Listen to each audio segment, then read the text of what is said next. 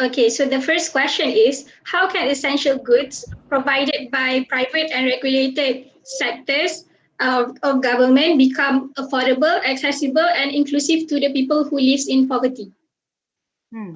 Um, Thank you for your question. I will answer this one.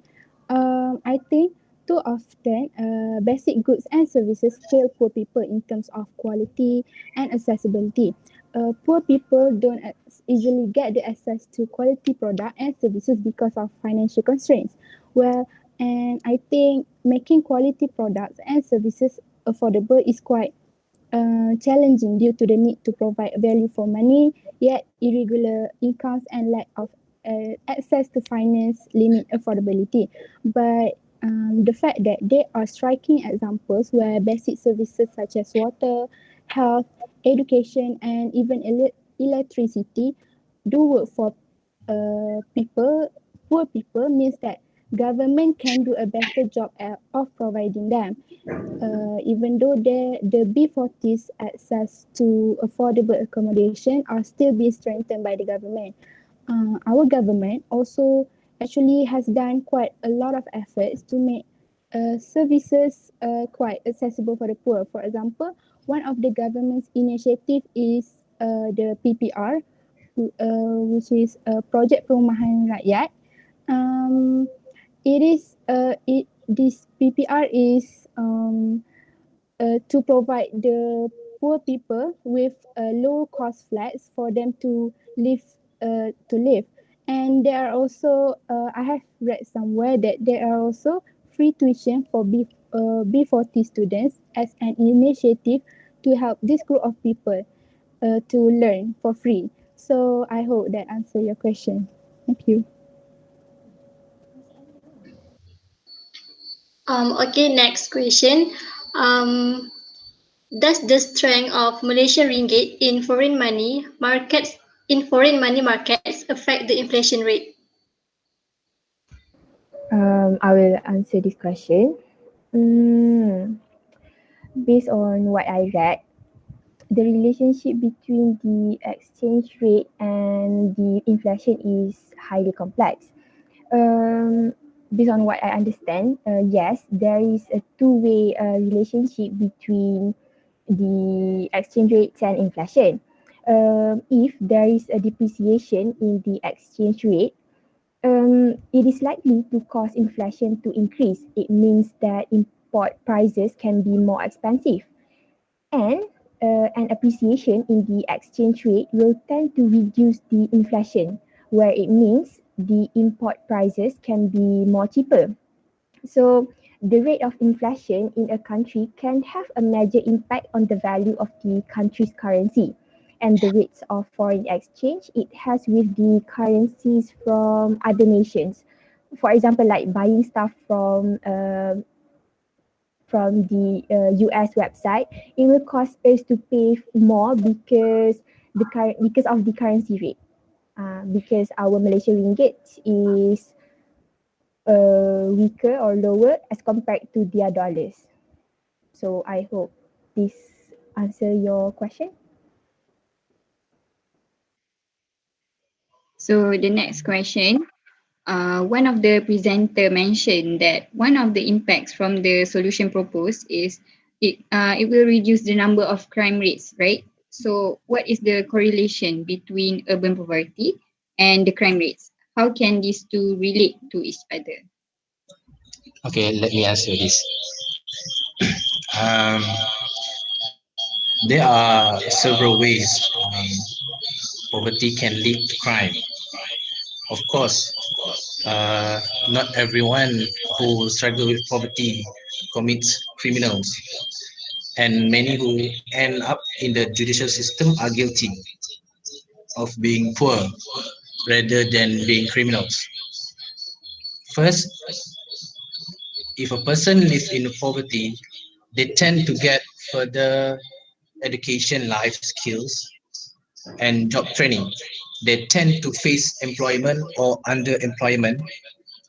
Growing up in such an environment increase the likelihood of engaging in such activities because of despair frustration, anger, and despair created in such an environment. When faced with the option of barely getting a job with a minimum wage of earning good money, um, therefore, for this reason, poverty can lead to more criminal activity. Second, someone who struggle every day with a lack of uh, poverty may use criminal behavior out of necessity. If your kids are hungry and you have no money for food, you are more likely um, to steal your family food.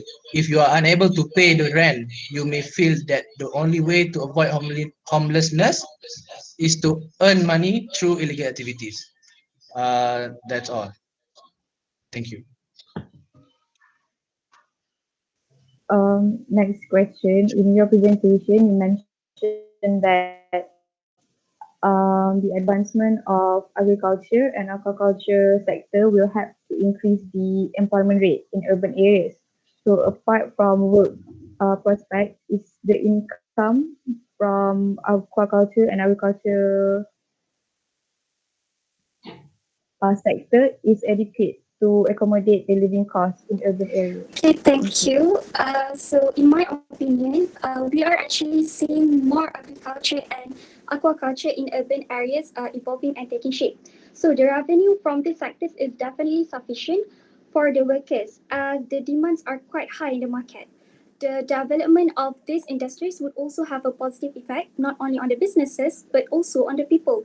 It still relies on the employers for the distribution of wages, but it will be enough for the workers to accommodate the cost of living in the city.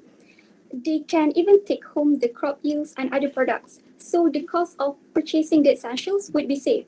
And from what I read, advanced employees or employers in these fields can be seen through several aspects such as income, lifestyle, asset, residential ownership, level of education, and many more. Even in some countries, agricultural households have a higher secondary income than households of other sectors, which reflects the higher productivity of agriculture than other industries. So that's why it's important for the government to make an advancement of these two sectors. That's all from me. Thank you. Last question from me. I want to ask, in what way or how does the solution given motivate those who live in urban poverty to improve their lifestyle? Okay, I will answer this question. Thank you for the question. All right. The question is about motivation that solution can give to the urban poverty people. So how this motivation can affect them? Okay, so motivation is all about the something that good happen in ourselves and it will affect our inner self. So we will get more desire or more willingness to do something. All right. So based on all these solutions and idea, all those things we provide is to help urban people, uh, people in urban poverty area, and of course it will give goods to them. So because of that, it can boost and improve their inner self to be more good, and also it can improve their life from poor to much better.